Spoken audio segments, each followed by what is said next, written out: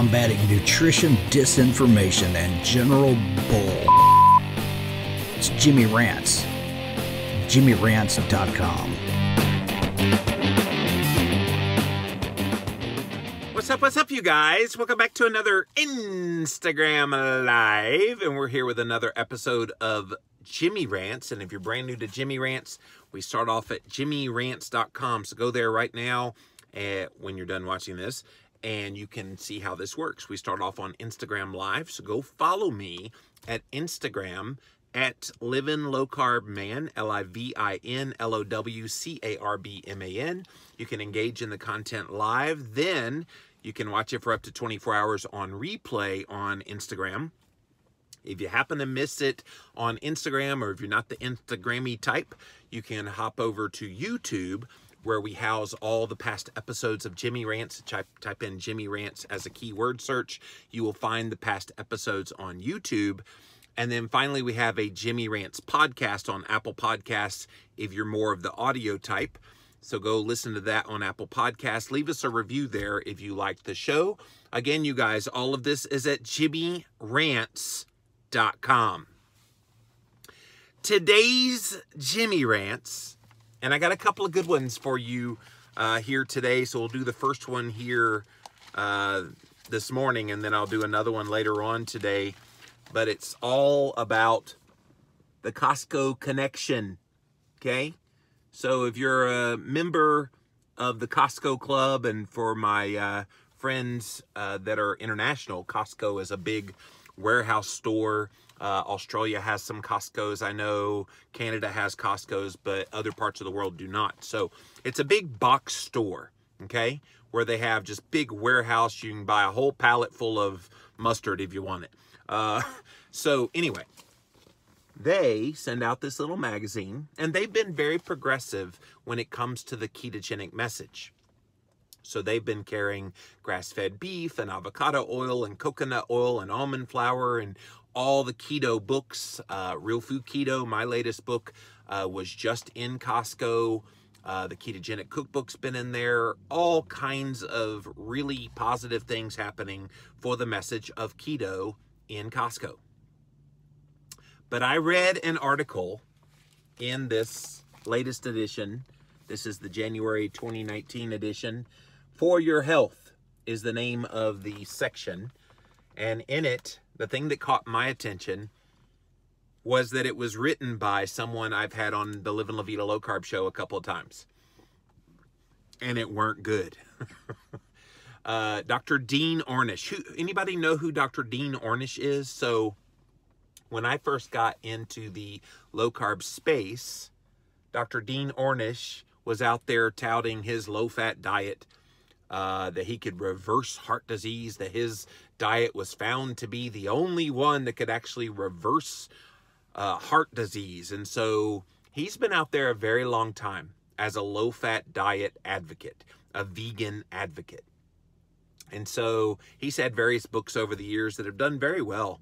But I remember interviewing a couple of times on the Livin' La Vida Low Carb show. First time, I just heard him out. I wanted to let him share his message, and then I would, chime in every once in a while. But I didn't really challenge him. So when that was over, he said, "Challenge me the next time that I come on your show." I'm like, okay. So the next time I went full bore right at him with my questions, and it reached a fevered pitch at one point in that interview. Go back and listen to the old episodes on the Livin' La Vida Low Carb show. But anyway, he writes this latest article. That's him right there, by the way. So you can see his picture. That's actually a stock photo from about 15, 20 years ago, because he looks much different than that now. But anyway, he has a new book coming out called Undo It. And in the book Undo It, he is going to outline 4 steps to change. So that's what they're calling this article, 4 steps to change. And so I thought, okay, let's see what he has to say, because he has some good things to share along with some wackadoodle stuff. So I want to work backwards, because the 4 things are nutrition, exercise, relaxation, and love. So let me start with the last 2, because those are the ones I agree with him on. And then we'll get into the first two, which I don't agree on. Okay, so he's only about half right in this article. The last one is love. Feeling loved and supported, having intimacy in your life helps keep you healthy. People who are lonely and depressed are 3 to 10 times more likely to get sick and then die prematurely from virtually all causes. I agree with that. I think if you don't have someone in your life or someones in your life that show you love, give you love, I think that does have an impact on your health. It's one reason I try to be so intimate in my relationships with people, to be very open and honest and encouraging. I think people need that. So he's spot on that one. I think that step to change is absolutely perfect. So kudos, Dr. Ornish, on that one. Now, the third one was relaxation.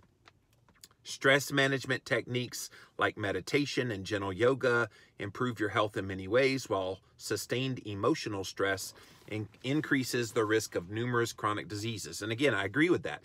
I think stress is the great unspoken saboteur in most people's journey to weight loss and trying to get healthier.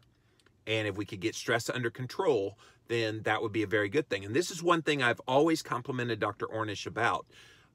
Is I think he's always put the focus on relaxation and stress management. And you got to figure it out. Whatever's going to help you deal with the stress best in your life, it's a good thing. So those are the two things that I think he got right: the love aspect and the relaxation aspect. And if you're just joining us on this Jimmy Rants, I got the latest issue of Costco Connection. So Costco does this little magazine. What is it, about once a month, once a quarter? Anyway, periodically. It says January 2019. And occasionally they will have health articles in there. And one today caught my attention by Dr. Dean Ornish, the big low-fat diet doctor.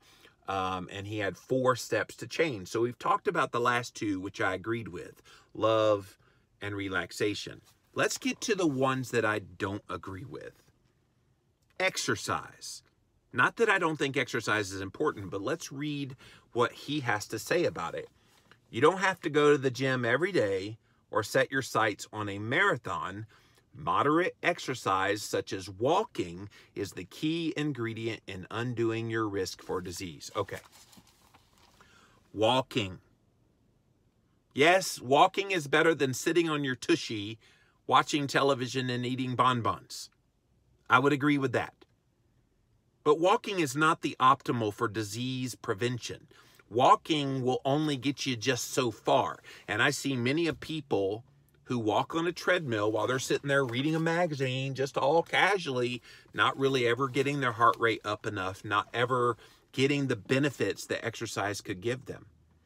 If he wants to give people good advice about exercise, why doesn't he tell them about high-intensity interval training, where you can spend as little as 10 minutes in one session twice a week, so 20 total minutes a week, and you get incredible benefits in your health through anti-inflammation, so many things I could go into and have gone into in the past. So HIIT training would be a great thing, or even resistance training where you're doing lifting weights, body weight exercises. All of those things that build muscle are a lot more disease preventing than merely walking. Again, if you're doing nothing at all right now, walking is a good first step. A good first step for you to try. But it would be like someone who's coming from the standard American diet and then just getting them to eat less sugar, but not totally off of it, or less junk food, but not totally off of it. You're going to get some benefit, but don't you want the full benefits? And so the full benefits would be getting on real whole foods and then finding the diet that works for you. Well, the same with exercise. You want to get on a program that's going to give you results. And exercising simply by, moderate exercising simply by walking, that ain't going to cut it. So I do disagree with him on that one. But the big one that I disagree with him on, which is not surprising because he's been a dyed-in-the-wool vegan for as long as I've been in this space, is what he says about nutrition. Listen to this, you guys. Eat a whole foods, plant-based diet, naturally low in fat and sugar, and they have to throw this one in here, and high in flavor. So I'm assuming he means adding spices to the low-fat crap. No. Yeah, no. A plant-based diet that's devoid of fat is devoid of nutrition. I hate to break it to you, Dr. Ornish. But when you don't include fat in the diet, and when you don't include animal-based foods in the diet, there has not been one single thriving society of people who have ever advanced in this world eating just a plant-based diet. It's never, ever happened. Animal-based foods have always been a part of a thriving society. And the sooner that we add in more animal-based foods, even if it's something as simple as fish and eggs. You add in fish and eggs, which is what my Keto Talk co-host, Dr. Will Cole, does with his book, Ketotarian. He says, you want to eat mostly plant-based? That's fine. But let's add in fish and eggs, okay? So that would be a way to make it healthier. But Dr. Ornish says, no, no, no. It needs to be a whole foods, plant-based diet, naturally low in fat. Well, what about all the fat-soluble vitamins, Dr. Ornish? How do you absorb vitamins A, D, E, and K? How do you keep satiety intact? How are you not hungry on that? You can have all the high flavor that you want, which is how he describes it. I do love, he says it's naturally low in sugar, but high in flavor. You can have all the high flavor you want. That ain't going to keep your stomach from growling when you're eating a low-fat food. And here's the thing. He says naturally low in sugar, but he's not talking about foods that would turn to sugar in the body. What about carbohydrates that once they get into the bloodstream, turn into glucose, sugar? So while you may not be putting something sweet in your mouth, you're still going to be getting sugar in the body. That's no bueno if you're trying to be healthy, if you're trying to control blood sugar, if you're trying to control insulin levels, if you're trying to keep inflammation levels down, all the things that are the pillars of being healthy, this is the antithesis of that. So the 4 steps to change that he outlines, the last 2 are amazing, relaxation and love. The first 2, by his definition, nutrition and exercise, not so much. Nutrition, he says, whole foods, plant-based diet, naturally low in fat and sugar and high in flavor. If he said whole foods, real whole food-based ketogenic diet that's naturally high in fat and naturally low in carbohydrates and robust in flavor, I would agree. Exercise, if you get moderate exercise such as walking, that's the key ingredient in undoing your risk for disease. That's what he says. I would say get minimal exercise, 10 to 20 minutes a week, doing high intensity interval training and some light resistance training, and then lift heavy later once you get stronger. That's the key to undoing your risk for disease. So he's got the 4 steps to change right. He just has 2 actionable steps that are just dead wrong. So let's see what you guys have to say about this. Welcome in, welcome in. Hello, Keto Naughty. Hello, Penny. Hello, Lindy. Thank you guys for being here. Hello, Amy. Hello, Bishop. Thank you for the birthday wishes, Keto Naughty. Yeah, that was yesterday and had a great day. Thank you, guys. Thank you, Tracy. Wow, lots of people here today. Thank you for being here. Clegadier says Dr. Tim Noakes' diabetes diagnosis counters this argument. Yeah, Dr. Noakes from South Africa actually got type 2 diabetes eating the way Dean Ornish told him to eat, and it didn't help. It wasn't until he found a ketogenic approach, or what they call banting over there, that he was able to turn his health around, that's for sure. Hello, Keto Fasting Montana Living. Thanks for being here. Kitty Caddick says, not sure about walking on a treadmill, but outside is totally different. It's great for stress relief, listening to your inner voice, getting fresh air, sun exposure, light exposure, and walking barefoot. Yeah, I think if you do all of those things, Kat, that's probably good. But when he puts that in an article like that and he says, just get moderate exercise, you don't have to go to the gym every day, just get moderate exercise walking, people will think walking on a treadmill. They wouldn't think getting out in nature and experiencing all those things. But from a stress management standpoint, you're right. Doing it that way out in nature would be a great thing for your health. Joshua says you can lead a horse to water, but you can't make him drink. I don't want to drink what Dr. Ornish is pouring, that's for sure. Tracy Does Keto says, I got fat eating low fat along with my beloved chips and garbage. I got healthy when I started eating more fat. Yeah. And I guess the question becomes why? And we need to articulate that as we continue to progress this keto message, is getting people to wrap their heads around when you eat fat, why you feel better, why you're more satiated, why you're able to see health improvements. And for most people, they see incredible weight loss. There was a friend of mine, he doesn't do any videos anymore, but everybody knows him as Butter Bob. Bob Briggs did a video that kicked off his notoriety online called Butter Makes Your Pants Fall Off. And so he did these videos and he was talking about how he ate more fat and it actually helped him burn a lot of fat off of his body. Kitty Caddick says, if you go to the beach, it will add in grounding and absorbing some minerals from the ocean if you have a chance. Yeah, I think that's wonderful. And you live in Virginia Beach, so you're able to access beach pretty easily. Not everybody has that easy access, but good point. Guerin Tammy says that diet hasn't worked for most people. That's why we have so many people who are diabetic now. Low fat has made a very sick world. So glad I'm off that bandwagon. I feel so much better now with healthy fats in my diet. Yeah, a lot of people who went low fat had to have their gallbladder taken out.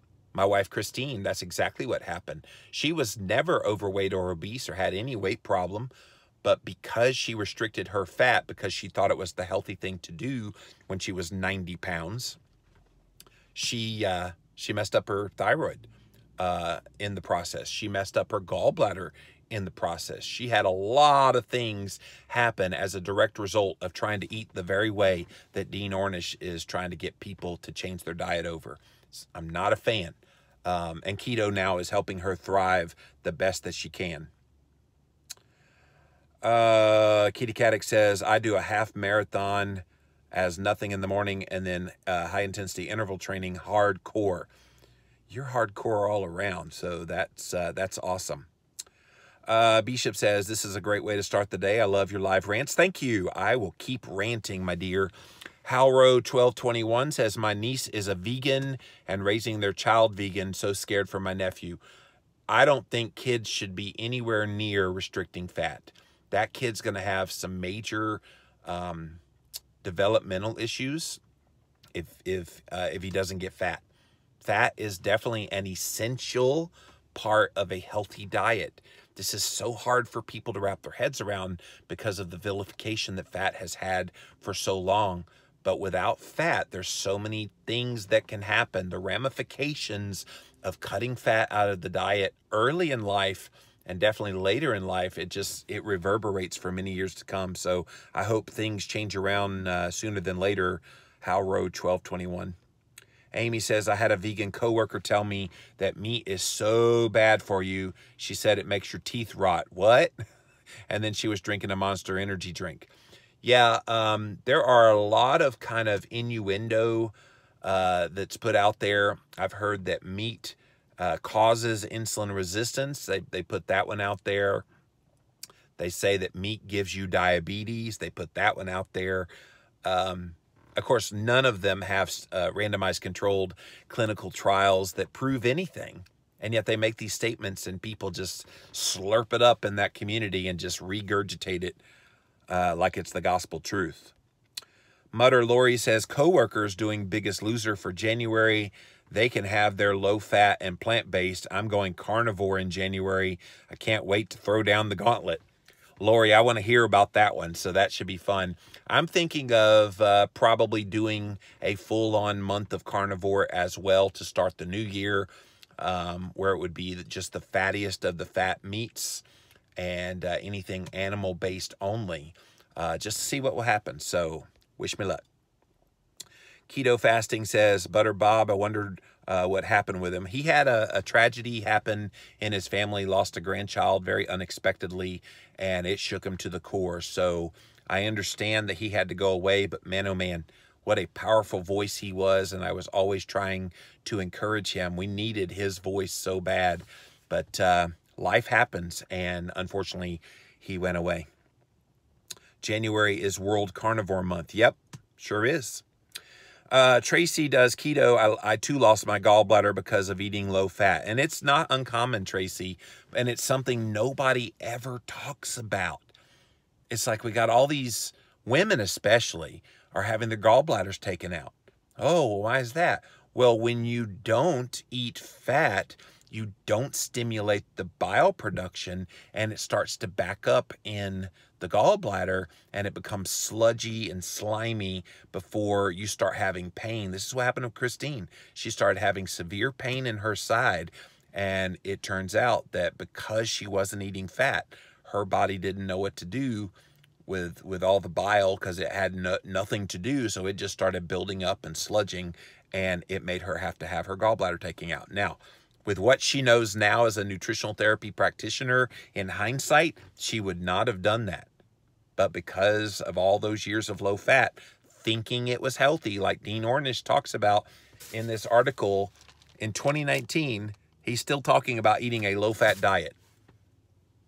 At some point, we're going to look back in the history books and go, what the bleep were we thinking, right? Lori says, I got Real Food Keto from Santa. I can't wait to dive in. Enjoy. Terry 4494, I think low fat is behind a lot of the mental health issues. Oh, Lori or Terry, you are talking my language. You are, I totally agree with that. And I even say this in a lot of interviews that I do on podcasts, that I think a lot of the school shootings and where people just do wackadoodle things criminally, I don't think it has anything to do with they're necessarily bad people, but the wiring in their brain is all off because they're not eating adequate fats that fuel their brain properly. So I agree with you. Just as Keto Naughty says, fat is critical for brain development in children. And I wonder how far superior would American students be to the rest of the world if they would feed them healthy fats and minimal carbohydrates and adequate protein in the school lunches. It would just be such a simple thing to do and get them to perform better on school tests. But no, they have big vending machines full of crappy garbage and sodas and all this stuff. It's disgusting. Anita Gail Miller says, God gave us teeth for using. Yes, you have these teeth not to devour just plant matter, but to really, that you have incisors to literally cut into meat with your teeth. So yeah, they're there for a reason. Hello, Sue B367. Good morning. Just tuned in. Thanks for being here. Amy says, my mom has dementia. She's been low fat for as long as I can remember. Is that a coincidence? No, it's sure not. Dementia and Alzheimer's disease actually is being referred to now as type 3 diabetes. It's diabetes of the brain. So how do you get diabetes of the brain? When you eat more carbohydrates. So when you cut fat in your diet, guess what you have to? Without question, you have to increase. It's your carbohydrate intake. And so, yeah, I'm looking at both my mom and my dad as they're right around the 70-year-old mark. They both are having a little bit of signs of that. And if they simply would eat more fat and cut the carbs, the brain health would be better. Now, obviously, once you have dementia, it's not reversible. Dr. David Perlmutter taught me that. And he says, he's a very famous neurosurgeon, wrote the book Grain Brain, you might have heard of before. And he says that once you have dementia, you really can't reverse it. But leading up to that, you can prevent all of that development of type 3 diabetes long before it comes full bore. If you're in your 20s, 30s, 40s, even into your 50s, and you still don't have signs of it happening, eat more fat, eat less carbs, and your brain will thank you later. My granddaughter is vegan. She doesn't like the taste of meat. Well, that could change. And I think sometimes it's just a psychological thing that they don't, quote, like the taste of meat. I had somebody tell me, my kid will only eat goldfish crackers. That's all they'll eat. And I'm like, so you're going to give your kid just goldfish crackers? Oh, that's all that she'll eat, because she won't eat meat. She won't eat vegetables. She won't eat anything else but goldfish crackers. I'm like, at some point that's going to catch up to her. And so, you know, it's sad that your granddaughter has to think she has to be vegan because she doesn't like the taste of meat. I think meat isn't about taste. Meat is about nutrition. And if you get the nutrition in her, meat could be very satisfying and keep her happy and healthy long after she becomes an adult. Butter Bob inspired me to keep it simple and just start 19 months keto.